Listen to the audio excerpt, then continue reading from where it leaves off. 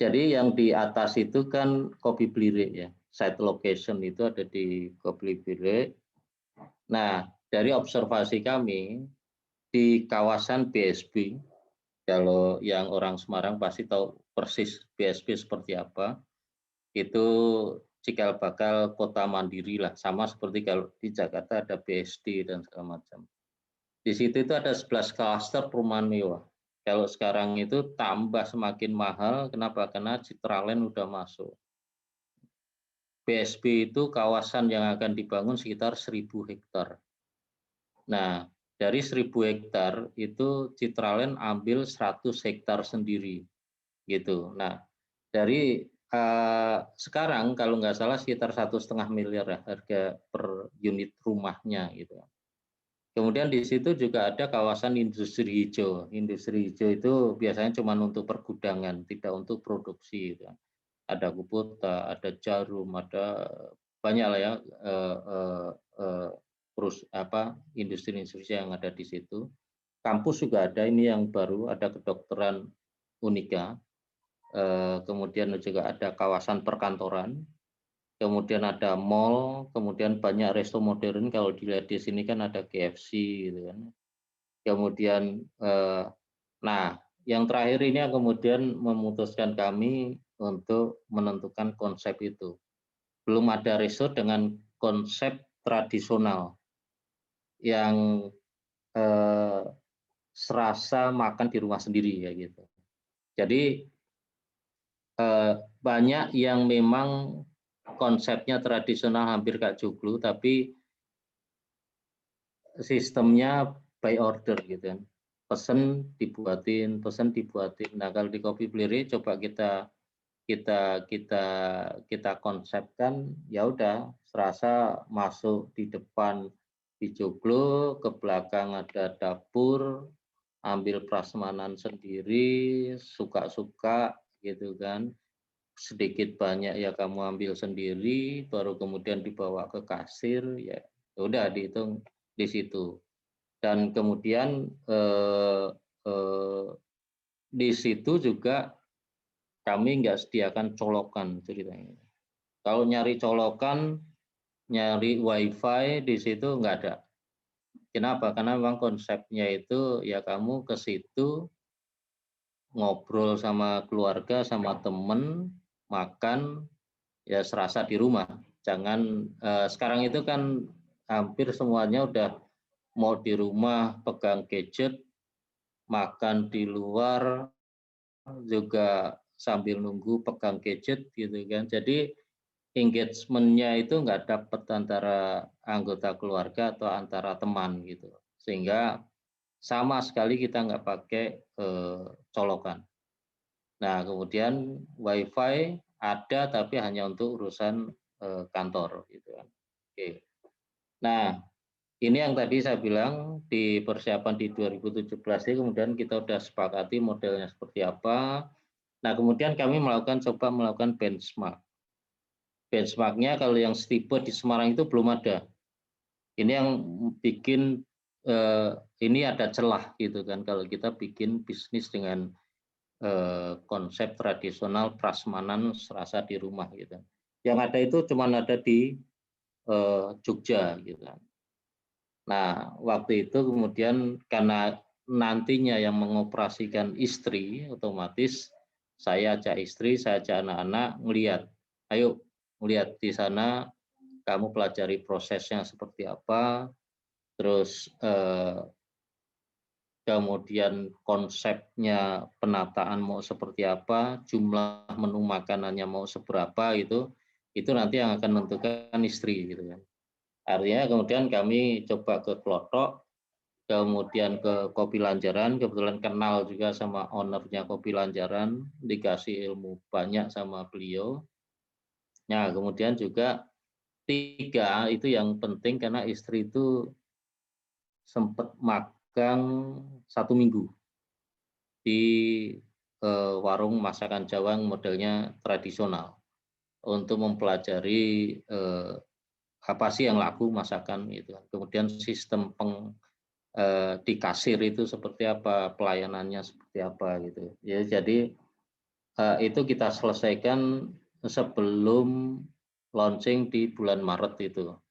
Ya, kemudian ini kita bahas sendiri di rumah dengan keluarga. Nah, kemudian muncul bisnis yang sekarang itu. Nah, nggak kalah pentingnya sebetulnya pembagian tugas, gitu. Jadi supaya clear pada saat operasional, kemudian ini tugasmu, ini tugasku, ini dan tugas anak-anak dan segala macam, gitu kan. Akhirnya kami sepakati, saya itu bertugas punya tanggung jawab lah ya, merencanakan konsep kopi Blirik mau seperti apa, kemudian tugas juga melakukan pendekatan ke muspika, lurah, camat, terus kemudian Babinsa, Babin Kamtipmas itu semua menjadi tanggung jawab saya. Artinya itu kan menguasai wilayah di mana kopi Blirik ada gitu kan. Kemudian pendekatan ke Kapolsek juga gitu kan. Kemudian juga menjalin kerjasama promosi. Nah, cuman kerjasama promosi ini juga nggak serta-merta kemudian saya putuskan, enggak, tapi menjadi keputusan bersama. Contoh misalnya kemarin itu Jarum lah ya, Jarum itu mau masang promosi di situ. Cuman kan apa namanya, tahu sendiri kalau rokok itu kadang kalau dengan biaya promosi itu nggak main-main lah, gede gitu kan. Gitu. Nah, sempat kita kita obrolin ke keluarga, terutama anak-anak kemudian menolak gitu. Ya nggak boleh kalau jualan rokok gitu ya. Karena tahu bapaknya nggak ngerokok, di rumah nggak ada ini, jadi dilarang sama mereka. Ya udah, oke. Eh, hampir semuanya nolak, nggak ini ya, ya sudah kita kita kita tolak gitu kan, meskipun kalau ngelihat duitnya nggak sedikit gitu kan, gitu. Nah, artinya keputusan karena ini memang perusahaan keluarga ya keputusan bersama itu. Kemudian yang keempat juga handling karyawan yang bermasalah. Jadi ini juga kita pakai konsep yang ada di Telkomsel kan, ada coaching, ada konseling kayak gitu. Ini persis saya lakukan. Kemudian kalau ada bermasalah sebelum terlanjur ya kita ingetin, 1, 2, 3 muncul surat peringatan. Enggak, ya sempat ada beberapa orang kita keluarkan karena memang sudah enggak sejalan dengan visinya Kopi Blirik. Ya artinya pilihannya ya sudah, berarti kamu enggak satu jalur, silahkan cari di tempat yang lain yang kira-kira bisa mengakomodir keinginanmu gitu, intinya seperti itu. Kemudian yang terakhir itu untuk tugas saya ada backup budget operasional maksimal 6 bulan pertama. Ya artinya kalau kita buka Maret sampai di bulan Maret, April, Mei, Juni, Juli, Agustus ya. Agustus itu menjadi target maksimal saya untuk backup gitu kan. Karena waktu itu kan jumlah karyawan masih sedikit, operasional cost juga masih belum banyak gitu. Masih bisa gitu kan diambilkan dari tabungan pribadi lah. Tapi alhamdulillah nggak nyampe 6 bulan, jadi cuman 2 bulan lah ya. 2 bulan itu kemudian viral di sosmed, kemudian itu sudah mulai bisa membiayai dirinya sendiri kayak gitu. Nah sekarang tugas istri apa gitu kan. Nah tugas istri itu satu, sehari-hari dia akan menjalankan operasional warung karena kan saya hanya bisa di Sabtu Minggu, kecuali kalau misalnya ada yang teman-teman misalnya kantor telepon apa namanya, kayak misalnya ada Pak Samuel misalnya pernah ke situ gitu kan, Bapak mau ke situ gitu ya, ada atau Bang Erikson mau ke situ gitu kan, ditelepon. Kalau pas nggak ada Dikon ya saya bisa ke sana gitu, karena cukup jauh 30 menitan lah ya, 30 sampai 40 menit lewat jalan tol ke lokasi warung itu. Kemudian yang kedua, menentukan menu baru. Ini menjadi tanggung jawab istri. Jadi menu baru, quality control untuk rasa gitu kan. Itu menjadi tanggung jawabnya istri. Karena kuliner itu menurut saya ada beberapa yang tetap harus dikontrol gitu kan. Satu, rasa, kedua harga, tiga services, keempat itu suasana gitu kan. Nah, empat itu menjadi menjadi dasar lah, kita tetap harus bisnis kuliner itu bisa kita jalanin gitu. Nah, rasa dan terutama rasa ya, rasa itu menjadi tanggung jawabnya istri. Sebelum menu masakan baru resmi untuk dijual itu harus lewat lidahnya istri gitu kan. Jadi tidak ada lagi rasa masakannya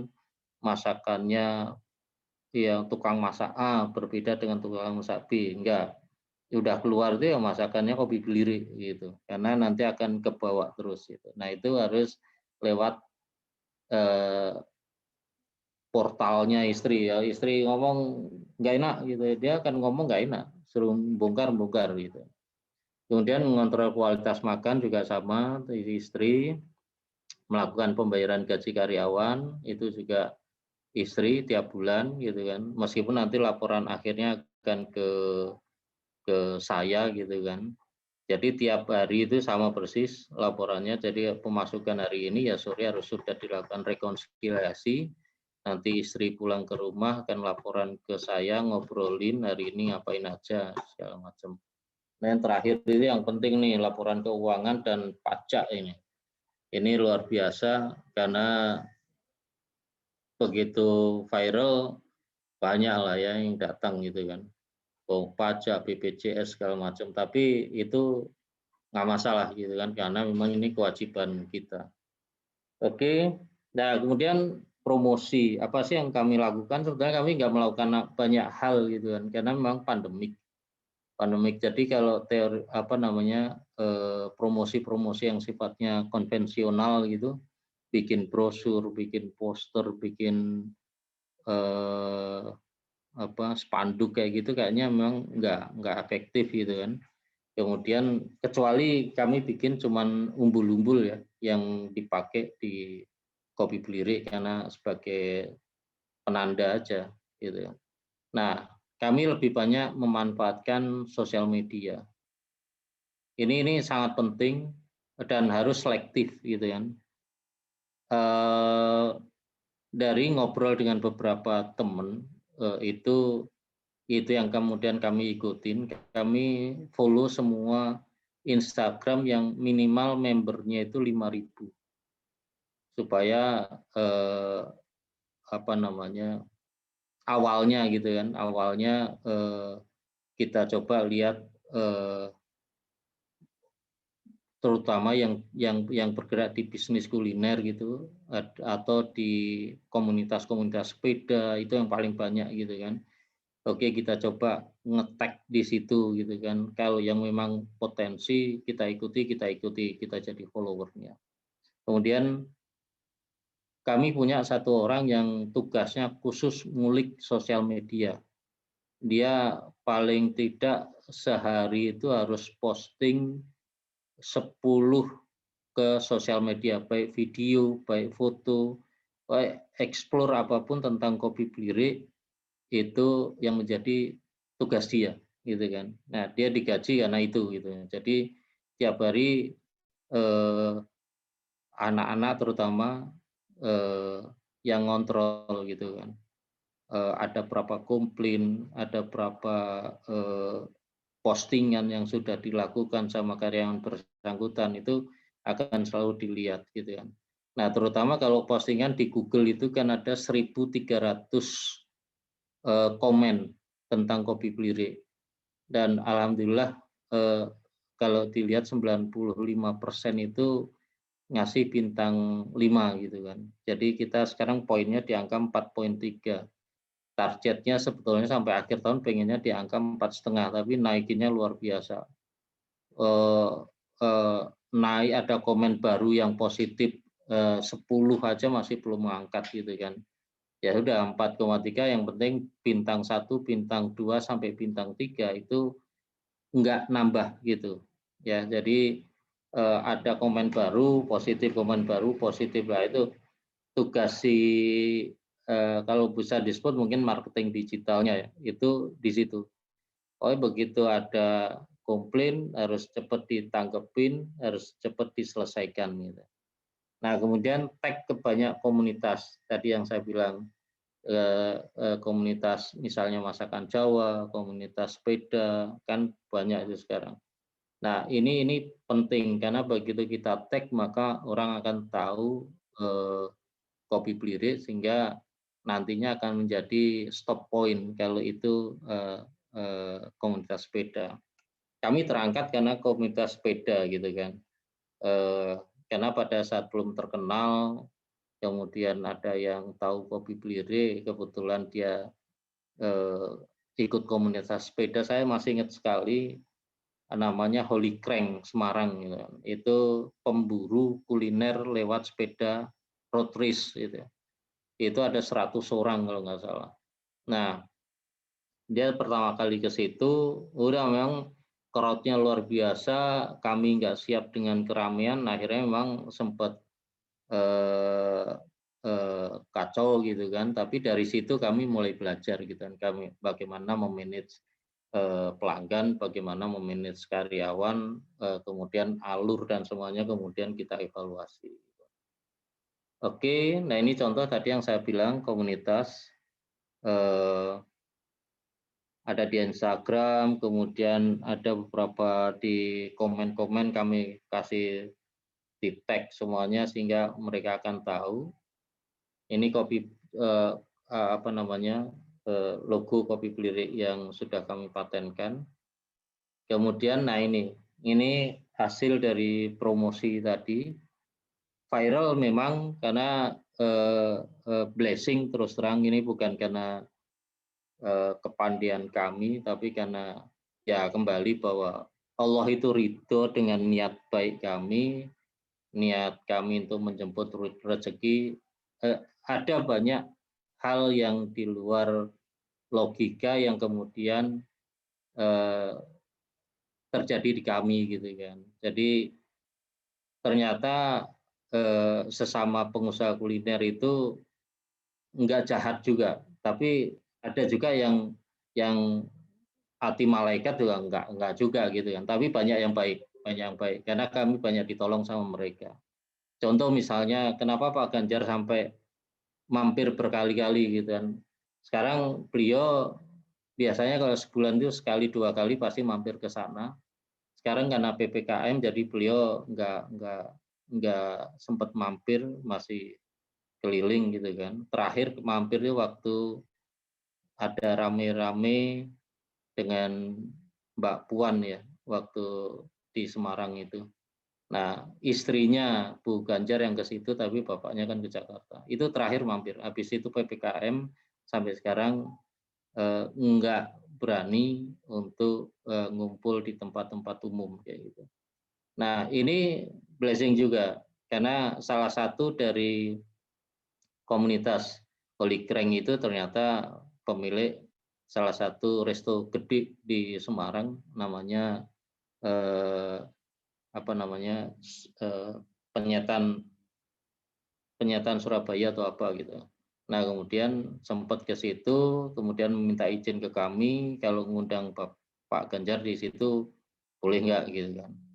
Nah, justru waktu itu kami nggak yakin udah siap atau belum, ya pas beliau ngenalin kalau pemilik resto gede itu jadi ajang kami untuk berguru gitu kan. Akhirnya beliau bilang oke, nggak masalah, ya kita kita kita kita iyakan gitu kan. Cuman waktu itu sebulan kemudian baru beliau mampir gitu kan. Pak Ganjarnya baru ke situ, alhamdulillah cocok dengan rasa, dengan suasana, kemudian hampir tiap bulan ke situ gitu kan. Bahkan kemudian diposting beberapa kali ke YouTube-nya beliau kalau nyari Ganjar Kopi Blirik pasti akan muncul beberapa video. Kemudian di Instagramnya beliau juga muncul, Instagramnya Bu Atikoh, istrinya Pak Ganjar juga muncul. Ini yang kemudian membuat viral. Ya ini jujur berkah yang luar biasa gitu kan. Nah, kemudian semua vlogger, orang kalau minta izin untuk ngevlog di Kopi Blirik, untuk bikin vlog makanan, bikin vlog apapun, kita nggak pernah larang. Kita biarkan mereka, karena itu menjadi salah satu strategi marketingnya gitu kan. Promosi gratis itu justru sekarang yang lagi ngevlog itu. Bahkan kecuali satu yang kita nggak boleh vlog, dapur gitu kan. Dapur itu kita larang untuk dibikin konten apapun. Ya karena satu, resto dimanapun pasti rahasianya ada di dapur gitu kan. Terus yang kedua, ganggu, karena orang masak itu kalau pas lagi penuh kayak gitu, kemudian ada orang ngevlog di situ, kadang kan karena dapurnya nggak terlalu gede, otomatis akan ganggu juga. Itu yang kita sementara. Kalau di luar itu silahkan gitu, dieksplor habis-habisan gitu. Nah tantangannya ini tadi, saya coba bagi jadi dua. Satu, PPKM, karena pandemik ini luar biasa, dan kemarin kita coba ngembangin dengan teman-teman dari wedding organisasi, itu juga PPKM ini akan jalan terus, akan diperpanjang meskipun sifatnya seminggu perpanjang gitu. Itu kayaknya masih diperpanjang terus. Ini tantangan, karena sekarang itu kesadaran masyarakat untuk makan di tempat-tempat umum ya, apalagi tertutup itu sangat tinggi, sehingga mereka akan membatasi dirinya sendiri. Kalau di awal dulu itu masih kadang nentang kayak gitu, tapi sekarang enggak. Nah untungnya ini konsep di Kopi Blirik itu bukan ruang tertutup, tapi ruang terbuka gitu. Nah untungnya lagi sekarang itu PPKM udah diperlunak gitu kan, sehingga kondisi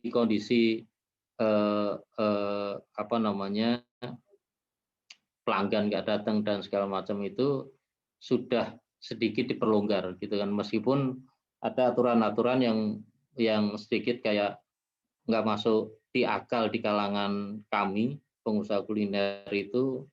Makan di tempat itu 20 menit itu nggak mungkin gitu, karena nunggu orderan, terus kemudian makan sendiri itu pasti lebih dari sejaman gitu kan.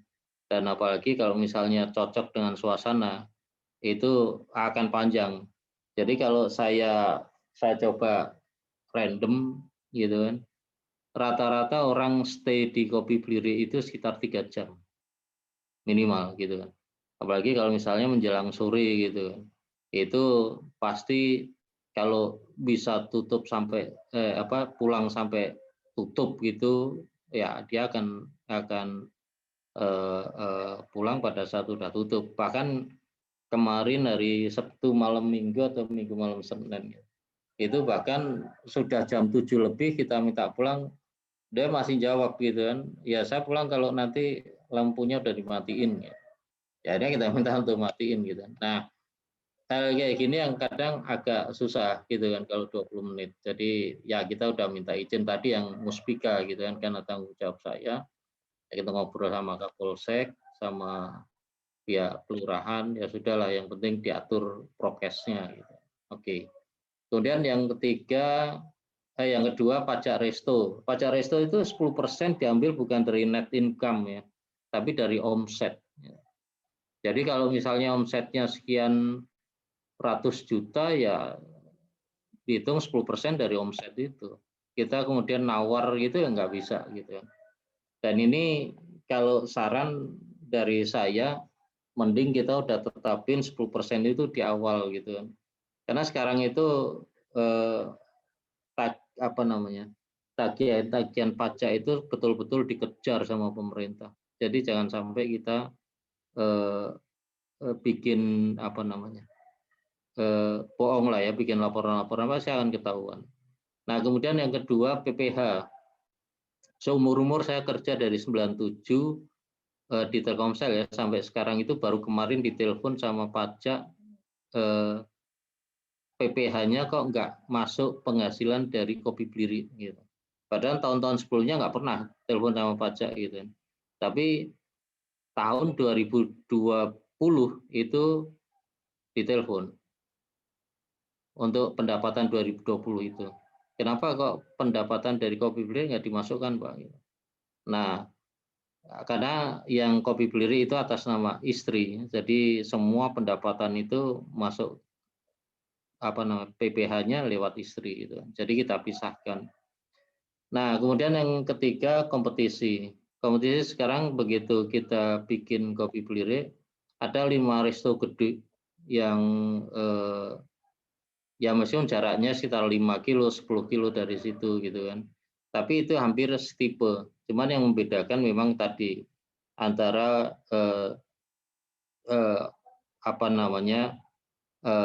pesanan itu by order baru diantar, ada yang prasmanan tapi konsepnya konsep modern gitu kan, masih model-modelnya model joglo gitu.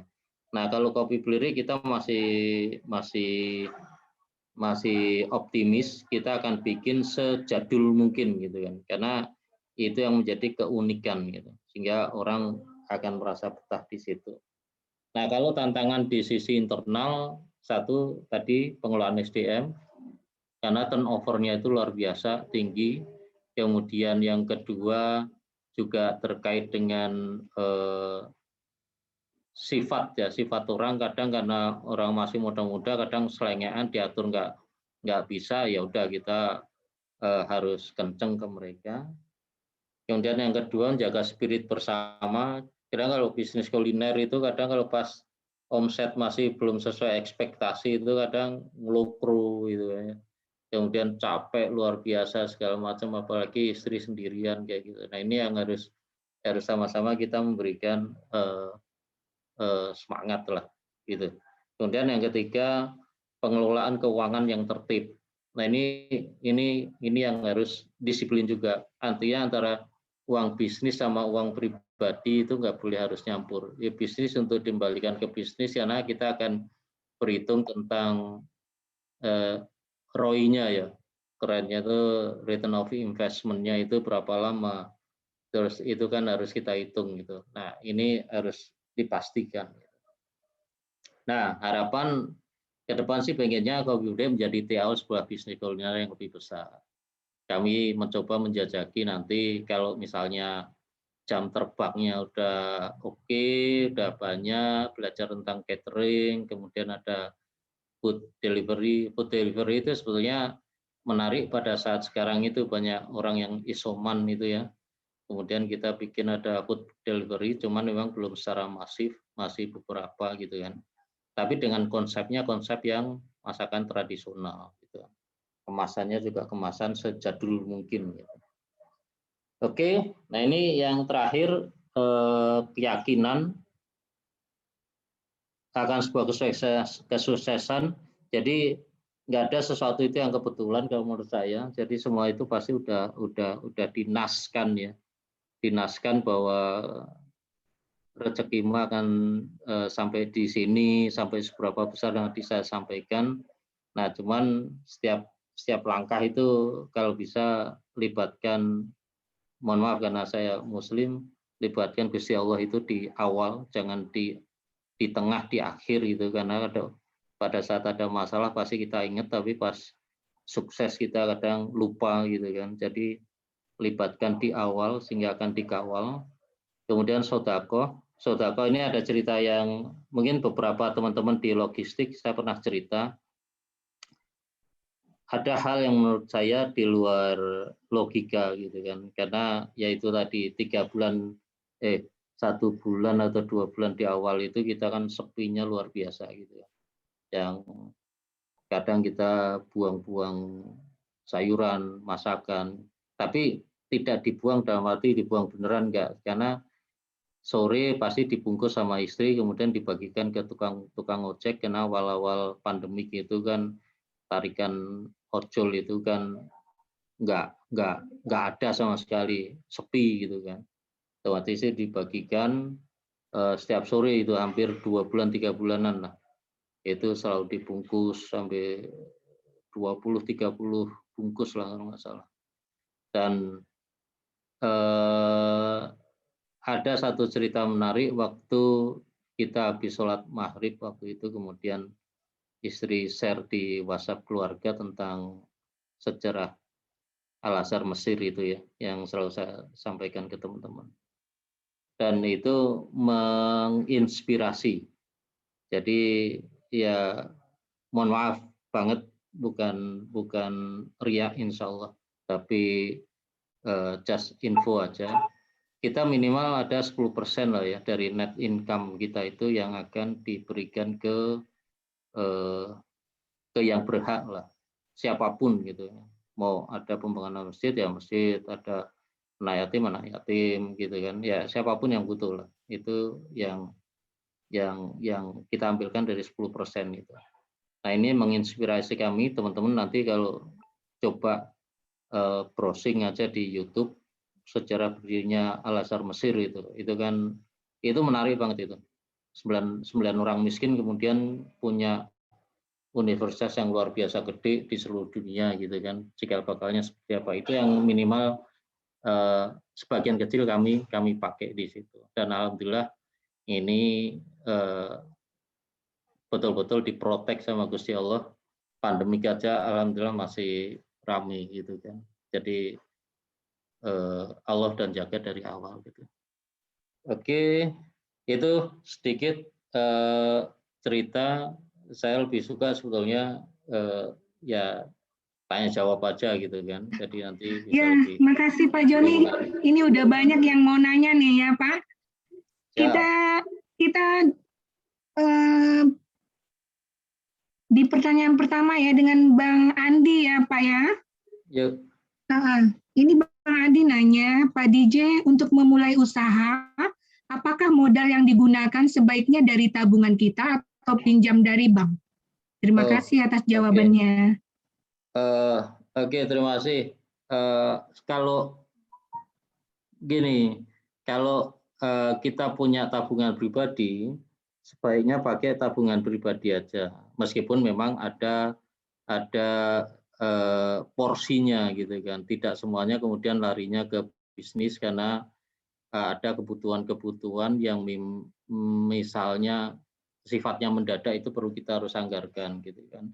Tapi toh kalau misalnya harus pinjam di bank, hati-hati juga seberapa lama kita mampu untuk ngandelin dari pinjaman bank. Karena pinjaman bank itu kan kita berpikirnya 2 kali ya. Satu, kita akan berpikir untuk operasional cost, itu pasti butuh biaya. Kedua, muncul lagi untuk cicilan bank, gitu kan, itu pasti akan dihitung juga. Nah, tidak langsung berpikir bahwa sekali bisnis akan gede, enggak harus seperti itu, gitu kan. Tapi mulai dari yang kecil dulu nggak apa-apa, gitu kan. Dari yang kecil dulu, nanti berkembang, kemudian nanti bisa merealisasikan bisnis yang jauh lebih gede gitu. Saya pikir gitu. Jadi kayak kalau sejarah dari Facebook aja sendiri kan dulu juga dari garasi gitu kan. Steve Jobs itu juga ya dari kecil juga. Kalau menurut saya nggak harus dengan, ya kalau kita punya cita-cita yang gede nggak apa-apa, tetap harus dipikirkan gitu kan. Tapi mulainya tidak harus pengennya gede. Gitu. Semakin gede bisnis itu, operasional cost-nya pasti akan jauh lebih gede gitu. Tapi untuk tahapan belajar kayak saya misalnya tadi kan di awal bisnis TV kabel gitu kan, itu kecil, cuman di ruang tamu rumah, kemudian saya cuman present ke salah satu branch manajernya waktu itu Indovision ya di Semarang untuk jadi sub dealer, kemudian konsepnya setuju, saya diokekan, diindukkan ke salah satu dealer, kemudian berkembang dari cuman 1 di Semarang, kemudian berkembang menjadi 8 cabang di Jawa Tengah, gitu kan. Dari marketingnya cuma 1, kemudian berkembang jadi kalau nggak salah 15 waktu itu. Jadi dari kecil dulu. Tapi yang penting jangan mimpi aja, Pak. Mimpi kemudian dikonsepkan, konsep itu kemudian nanti tinggal direalisasikan. Jadi kalau kita terlalu banyak dipikirkan, takutnya nanti menjadi kita semakin ragu-ragu. Kalau ragu-ragu nggak akan tereksekusi. Resiko pasti ada. Gitu Pak Andi. Oke, Pak Joni, ini dari Mas Yudi Aryawan ya. Izin bertanya Pak DJ, apakah ada pengalaman di Kopi Blirik didatangi ormas tertentu atau preman yang meminta jatah keamanan? Bagaimana solusi menanganinya, Pak? Apakah dianggarkan juga untuk izin keamanan ke pihak setempat juga, Pak? Resmi dan tidak resmi? Terima kasih sharingnya, Pak Joni. Ya, alhamdulillah kalau Kopi Blirik itu sekarang udah dianggap aset sama warga situ. Jadi awal itu sempat tahu pada saat proses pembangunan gitu kan. Waktu itu belum pandemik, jadi saya masih seminggu sekali pulang dari Jakarta ke Semarang. Nah, proses pembangunan itu banyak diganggu lah dalam tanda kutip gitu kan. Waktu itu ada salah satu dari partai gitu. Kebetulan saya udah cari informasi dulu dari istri gitu. Oh, ada Pak ini dari ini partai ini gitu kan. Nah, saya udah punya modal kayak gitu. Pas saya hari Sabtu saya ke situ ngontrol pembangunan, dia datang sama RT-nya. Nah, cuman memang waktu itu harus harus kita berani nolak. Jadi waktu itu dia minta per bulan ada sumbangan ke RW 600.000 waktu itu. Karena ada 6 RT sebulan 100.000 gitu. Nah, saya bilang saya nggak ada anggaran kayak gitu.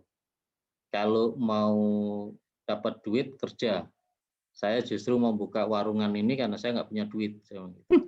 Jadi ya monggo kalau Anda mau kerjasama silahkan, saya kasih lahan parkir di sini untuk dikelola, tapi saya tidak akan pernah ngasih uang tunai sepeser pun. Saya cuma waktu itu garis besar kebetulan yang minta itu RW ya, dia salah satu dari partai tertentu. Saya bilang, deal ya Pak, 1, saya akan kasih uang hanya untuk kegiatan 17-an. Kedua, kalau itu terkait dengan bersih-bersih desa. Terus ketiga itu kalau waktu itu kan di situ ada acara takbiran misalnya. Takbiran saya bisa, tapi besarnya uang, bentuknya apa itu terserah saya. Anda nggak bisa menentukan harus sekian enggak. Sekarang ini saya masih kerja, silahkan gitu kan. Anda pikirkan kalau oke, ayo kita kerjasama, kita garap bareng-bareng lahan ini, kalau enggak ya sudah gitu ya. Ya itu alhamdulillah akhirnya si RT-nya mau. Nah sekarang yang garap lahan parkir itu saya nggak ngambil speser pun, itu dikelola sama Karang Taruna situ, kemudian ada satu untuk kas RT, kedua kas musola, yang ketiga untuk petugas parkirnya. Nah kemarin ada kejadian RW-nya itu mau minta lagi gitu kan, tapi kemudian diprotek sama warga. Jadi warga yang melindungi Kopi Blirik sampai si RT-nya ngomong mau kondisi apapun ini tetap akan kami pertahankan menjadi pemasukan RT. Ya monggo gitu, jangan sampai nyangkut pautin ke kopi belirik. Jadi kalau misalnya sampai kopi belirik jadi masalah, saya akan tarik semuanya. Saya akan komersilkan, malah justru saya akan dapat tambahan uang. Ya, akhirnya mereka melindungi. Itu Pak Yudi. Alhamdulillah dilindungi warga dan Allah ya Pak ya, usahanya. Ya. Baik Pak, ini pertanyaan dari Mas Ferdinand Khalid. Mohon izin bertanya Pak Joni, apakah untuk memulai usaha, kita sebaiknya memilih usaha sesuai minat atau usaha yang saat ini prospeknya baik? Karena agak dilematis Pak, di satu sisi jika berdasarkan minat harus menunggu minat dulu dan malah jadi lama memulainya, apalagi dengan situasi pandemi. Banyak usaha yang berdampak. Dan di sisi lain, jika mulai dengan usaha yang prospek baik, maka ada resiko kurang dijalankan dengan serius. Bisa jadi karena belum berminat dengan usaha tersebut. Terima kasih sharingnya, Pak. Ya, terima kasih Mas Ferdinand. Jadi kalau menurut saya memang akan lebih baik kalau bisnis itu sesuai dengan apa yang kita menjadi hobi kita gitu kan. Karena ya itu tadi, kalau udah hobi, udah seneng, apalagi menghasilkan duit, maka akan tambah semangat gitu kan. Tapi kalau kita nggak merasa nggak punya minat, belum tentu juga. Coba mungkin dieksplor aja diri kita gitu kan. Contoh misalnya nih, kayak Ari Van Rian itu kan suka banget sama hobi Tamiya gitu kan.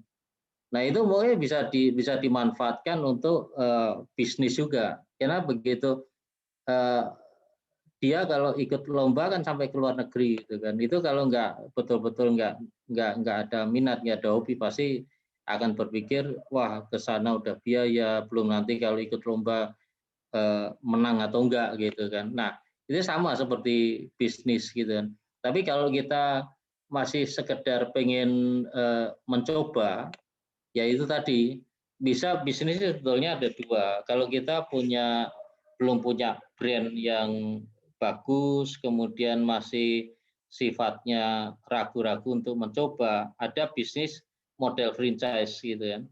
Itu kan brand pasti sudah jadi gitu kan. Misalnya kopi sekarang banyak, kopi kenangan, janji jiwa dan segala macam itu kan, itu udah jadi. Jadi kalau misalnya pada saat kita mau berbisnis dengan model franchise, ya bisa jadi akan langsung punya nama gitu kan. Tapi masalahnya tergantung kejelian kita milih lokasi. Kadang brand yang bagus pun kalau lokasinya nggak tepat, itu juga nggak akan bagus juga gitu kan. Atau di situ misalnya tingkat kompetisinya tinggi, kan kadang bisnis di Indonesia itu mitu gitu kan. Kalau tetangga bisa, kenapa aku nggak bisa gitu kan. Kalau yang ini bisa, kenapa aku nggak bisa, sehingga akan muncul bisnis yang sama.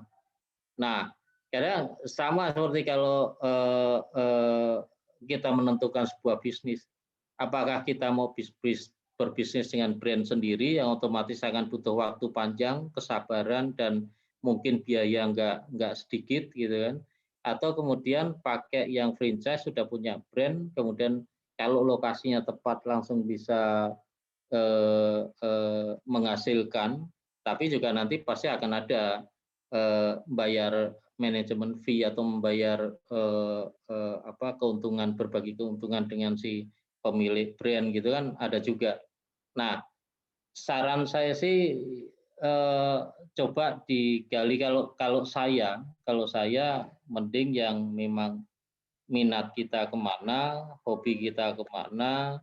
Kalau kebetulan hobi saya masak, saya jualan yang sejalur dengan hobi saya, ya udah, oke gitu. Itu sih kalau menurut saya. Jadi masing-masing mungkin akan berbeda-beda gitu ya. Kalau saya sih minat gitu ya. Karena toh kalau minat akan semangatnya akan double gitu. Atau bisnis sih kan sebetulnya ada dua juga. Satu karena hobi, yang kedua karena kebutuhan gitu. Nah kebetulan saya itu dua-duanya masuk gitu, hobi juga tapi kebutuhan, karena anak saya yang kecil juga masih perlu biaya banyak nanti kalau pas saya pensiun, sehingga ini yang membuat spiritnya mungkin double gitu. Gitu sih, mungkin mohon maaf kalau misalnya jawabannya nggak memuaskan karena bisa beda-beda background-nya itu. Baik, Pak Joni, ini dari Mas Irwan Setiono ya. Pak DJ mau tanya bagaimana caranya mencari SDM yang berkualitas dan memanage SDM agar betah bekerja di Kopi Blirik. Ini Pak Irwan tuh guru saya juga itu. Dulu waktu di kantor pusat kita sering ngobrol masalah kopi juga. Jadi gini Pak, kalau sekarang itu kan kalau kita nyari SDM itu gampang-gampang susah gitu kan. Gampangnya itu karena sekarang banyak terutama kalau saya di resto, yang nyari di resto itu banyak yang dirumahkan gitu kan, sehingga SDM yang punya pengalaman kemudian siap kerja itu sudah tersedia gitu. Nah, yang kedua tinggal kita menentukan kualifikasinya Pak. Katakanlah kalau misalnya kalau di Kopi Blirik itu gaji paling mahal itu kan ada di tukang masak di dapur gitu. Karena itu kalau rasa nggak enak, mereka juga jam kerjanya juga dari jam 4 pagi gitu sampai tutup warung itu. Jadi dia bisa 2 kali lipat dibanding gaji waitress gitu kan. Nah, kalau di waitress itu di resto itu kan dibagi menjadi beberapa ya. Ada greeter, ada waitress, ada runner, terus kemudian ada checker, kemudian ada cooker gitu kan. Nah, itu yang paling mahal itu di cooker itu. Nah, kalau yang cooker di tukang masak itu rata-rata sudah sepuh-sepuh. Jadi mereka itu kalau sudah cocok sama pemilik warung itu udah gak iso diiming-imingi apapun itu agak sulit gitu. Nah, yang perlu tadi pengelolaan SDM itu yang di waitress sama runner, Pak.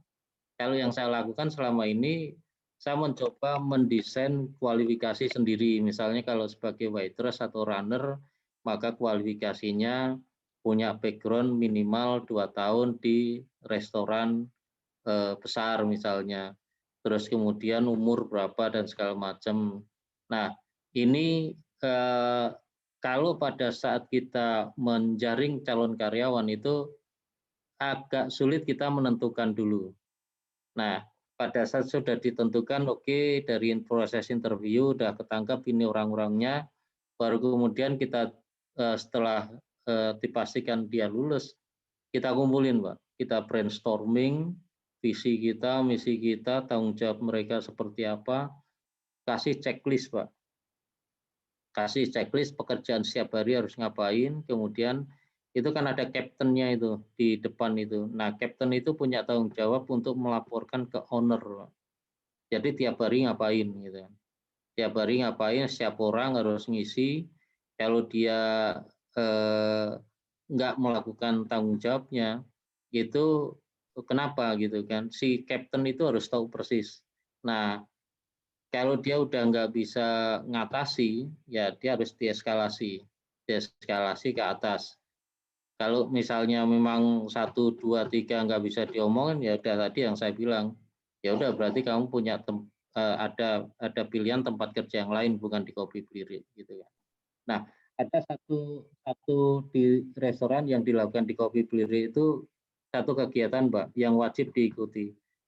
Tiap pagi mereka harus melakukan sholat duha. Sholat duha, baca Asmaul Husna, habis itu baru kita briefing. Nah, yang melakukan briefing itu si kapten. Kemudian laporan dari kapten itu tidak based on foto gitu kan. Yang kita minta itu video. Jadi yang diomongin tahu, paling enggak 15 menit, 20 menit lah, enggak usah lama-lama. Dan itu rutin. Jadi opening briefing, kemudian closing briefing itu pasti ada. Nah, kalau meeting sama saya itu biasanya setiap minggu. Minggu malam Senin itu biasanya kita meeting, kita evaluasi kerja setiap minggu itu ngapain aja, ada masalah apa, itu harus semua terlaporkan. Nah ini kan sebetulnya sama kalau di mitra SPB itu kan ada briefing pagi. Nah itu kalau saya pakai untuk diterapkan di warung saya juga. Saya pikir itu Pak. Jadi harus ada checklist Pak. Pekerjaan dia ngapain, terus fungsi kontrolnya apa. Nah ini saya lagi coba desain nanti kalau misalnya kondisi sudah membaik, saya juga akan ada katakanlah kalau kita mau ngasih bonus itu juga ada hitung-hitungannya dari parameter-parameter pekerjaan yang mereka lakukan itu. Kalau ternyata ya SKI-nya lah ya, SKI-nya jelek ya otomatis dia nggak akan dapat sama dengan teman-temannya. Kenaikan gaji misalnya, kenaikan gaji itu minimal setahun baru bisa kita pikirkan untuk naik gaji. Cuman kalau sama-sama setahun, tapi kalau yang satunya itu rajin, yang satunya enggak, ya yang rajin itu yang kita naikin dulu. Paling seperti itu. Gitu Pak Irwan. Ya. Pak DJ, tinggal 2 pertanyaan lagi nih, banyak banget yang berminat ya Pak ya, banyak banget yang bertanya. Ini dari Mas Ito Irwanto. Pak DJ, kalau ada makanan yang masih bersisa di akhir hari, bagaimana? Ya, kalau makanan yang siap di akhir hari, itu kan kita bisa bungkus tadi Pak. Jadi satu gini, karyawan Kopi Blirik itu kan dapat jatah makan sehari 3 kali ya, sarapan, siang, sama malam gitu.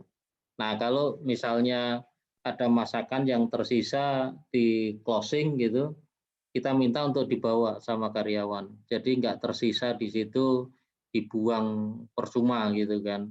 Atau kalau ternyata dibawa sama karyawan masih ada yang sisa misalnya, ya kita akan bungkusin. Kita akan bungkus, kita bagi ke ojol itu.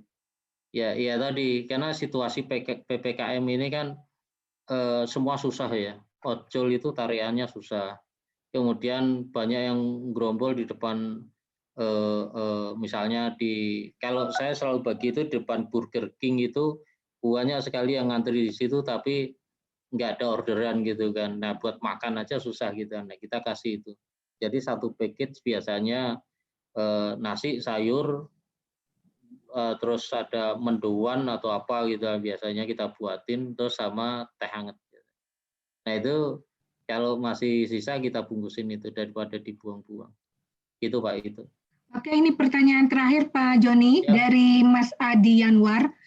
Assalamualaikum Pak, apakah ada PIC khusus untuk maintain Google Businessku Kopi Blirik? Seberapa efektif Google Businessku untuk peningkatan traffic kunjungan pelanggan dan atau penjualan dibandingkan dengan digital advertising lainnya? Iya, kalau menurut saya sangat efektif Pak Adi. Ini dulu calon supplier sampel juga. Belum terrealisasi tapi Pak Adi ya. Ya Pak, segera Pak. Jadi efektif Pak Adi. Jadi ini yang selalu dulu kami keteteran Pak, karena kan dulu tanggung jawab itu dilakukan sama anak ya, anak yang nomor 2 itu, tapi karena masih nyambi kanan kiri sama kuliah, jadi nggak kepegang. Dari 1.300-an komen yang ada di mana di Google Kopi Blirik itu dikit yang dibales, yang dijawab komennya itu, pertanyaan, komplain dan segala macam gitu kan. Tapi sekarang itu udah mulai termanage karena saya dedikasikan 1 orang karyawan, tugasnya itu maintain semua sosial medianya Kopi Blirik, mau Facebook, mau Instagram gitu kan, mau Google. Yang belum kepegang itu Twitter sama YouTube. YouTube itu lebih kita ngandelin sama pelanggan sih, tadi yang saya bilang. Jadi kalau kita pegang semuanya nggak kepegang, otomatis ya siapapun yang mau vlogger, mau blogger makanan ke situ kita bebasin. kita bebasin. Bahkan kalau dia izin khusus, Pak saya dari blogger makanan mau mereview tentang kopi Blirik, itu kita gratisin, Pak. Kita gratisin makannya. Kita paling makan 200-300 ribu gitu kan di situ, tapi kita dapat mereka memviralkan kopi Blirik, itu otomatis akan jauh lebih efektif gitu kan, daripada saya harus ngeluarin gaji khusus untuk karyawan tambahan misalnya gitu. Nah, itu lebih. Kemudian di awal dulu juga saya pernah di Facebook itu kan ada untuk di promotion gitu kan. Sama di Instagram dulu ada promotion juga. Itu sempat saya ambil beberapa paket Pak pada saat belum viral gitu kan. Saya belum viral, kemudian saya ambil beberapa paket, begitu udah trafficnya udah oke, kemudian sudah berkembang, ini yang promotion itu kemudian sekarang sementara kita hentikan, karena sekarang udah tergantikan dengan satu karyawan itu. Gitu Pak Adi. Jadi menurut saya sangat-sangat efektif sih menurut saya. Jadi yang menggantikan yang sekarang sifatnya konvensional ya. Karena dengan Google Business itu kan luar biasa. Apalagi didukung sama yang sosial media yang serba gratis. Orang lagi ngehits untuk bikin vlog-vlog kayak gitu, itu kita manfaatin. Gitu. Terus main ke ini juga Pak, ke pemerintahan Pak. Kalau saya sih, jadi kalau ada pemerintahan misalnya kayak gitu, ya kita diskon gitu, tapi promo kita masuk ke situ. Terus contoh misalnya media kirim karangan bunga kalau ada ulang tahun misalnya, yaitu ulang tahun instansi tertentu itu kan, kita kirim ke situ meskipun kita nggak kenal gitu kan, tapi paling tidak di situ akan muncul gitu. Selamat ulang tahun, kayak misalnya kemarin CPM di Semarang gitu kan, ya kirim aja kopi Blirik Mijen ya gitu, orang tahu Mijen gitu kan, tapi kan itu kita gratis itu. Orang ke situ, instansi itu kalau sekali datang itu nggak pernah perorangan, minimal 10-15 orang gitu. Kita paling karangan bunga cuma 200-300 ribu, itu udah ketutup ya, rutinitas itu. Gitu Pak. Wah, keren banget Pak Joni. Ya. Teman-teman, sebelum kita masuk ke kuis ya, yang Pak Joni udah sediain door prize nih. 5 hoodie yang mirip gue pakai ya, yang Rina pakai nih, yang kayak gini juga nih. Nah ini salah satunya Pak, kita endorse Pak. Iya, kita closing statement dulu ya Pak Joni, silakan Pak. Ya, oke. Terima kasih teman-teman untuk sedikit lah ya, mungkin bisa menginspirasi karena saya masih sama-sama belajar, terutama kalau saya pernah, justru sebetulnya di PCM itu kita punya banyak kesempatan untuk belajar. Banyak partner bisnis kita itu kan pengusaha-pengusaha hebat gitu kan ya, yang mitra SPP, Modern Channel, itu kalau kita mau ngobrol sebagai orang Telkomsel, dia itu bisa bercerita apa adanya gitu kan. Nah, dulu saya sering ngobrol sama Pak Edi Santoso gitu. Teman-teman yang di PCM pasti tahu persis ya, ownernya Akardaya gitu. Beliau pernah bilang itu mulai bisnis itu menuju ke betul-betul eksis berapa lama Pak? 10 tahun. 10 tahun. Karena bagi beliau kalau 3-4 tahun katakanlah itu nggak berkembang, beliau bisa geser ke bisnis yang lain gitu kan. Nah, itu kemudian menjadikan pemikiran saya gitu. 10 tahun sebelum saya pensiun, paling tidak saya harus mulai berbisnis. Sehingga pada saat pensiun itu saya udah ada cadangan penghasilan yang lain. Kemudian yang terutama gini, kalau mungkin secara finansial kita nggak akan kesulitan ya, insya Allah ya, karena jaminan hari tua kita juga ada gitu kan. Kemudian juga mungkin tabungan kita juga masih punya gitu. Tapi usia 56 itu kan usia yang masih muda menurut saya.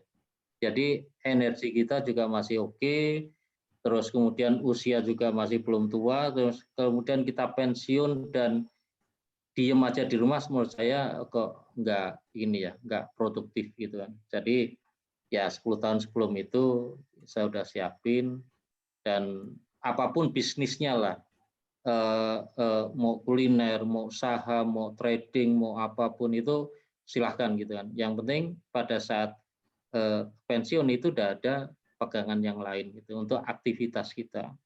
Jujur banyak teman kita yang datang ke Kopi Biri itu keluhannya sama. Dia kalimatnya gini, kamu enak sudah ada persiapan untuk pensiun. Nah saya gitu. Nah saya itu menggambarkan dirinya belum siap apa-apa gitu kan. Sementara secara posisi dia udah tinggi gitu kan. Duit dia ada, dan duit itu nggak pikiran buat dia. Tapi kalau sudah pensiun mosok tenguk-tenguk gitu kan. Duduk manis di rumah gitu. Itu nggak banget buat dia.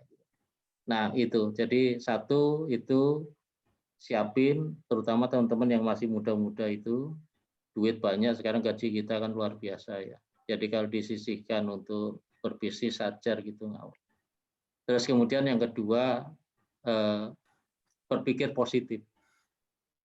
Sukses itu menurut saya sukses itu pilihan lah. Kalau kita mau sukses oke, kalau kita mau stuck dengan posisi yang sama ya seperti ini gitu. Kalau kita bisa 2-3 kali lipat penghasilan kita itu bisa dihasilkan dari sisi yang berbeda, ya kenapa enggak gitu. Terus terang Kopi Bri sekarang ada lompatan yang luar biasa gitu kan.